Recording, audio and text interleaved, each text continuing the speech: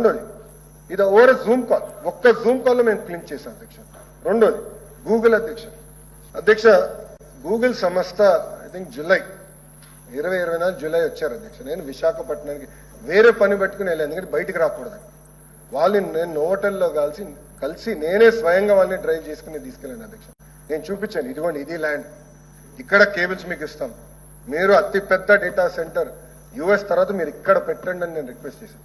వాళ్ళు అడిగారు, కొంచెం ట్యాక్సేషన్లో ఇబ్బంది ఉంది, పర్మనెంట్ ఎస్టాబ్లిష్మెంట్లో డేటా రిలేటెడ్ కొంచెం సైలెంట్గా ఉంది, మీరు ఏదో ఒకటి చేయాలి, ట్యాక్స్ ఇన్సెంటివ్స్ మీరు ఏదో ఒకటి చేయండి అని వాళ్ళు రిక్వెస్ట్ చేస్తే నేను స్వయంగా తీసుకున్నాను.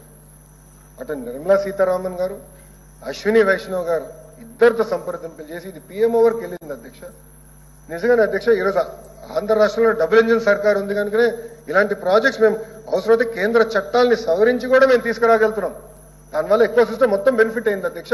డేటా సెంటర్స్ కి ఈరోజు ట్యాక్స్ ఎగ్జంప్షన్ కూడా కేంద్ర ప్రభుత్వం ఇచ్చింది అధ్యక్ష.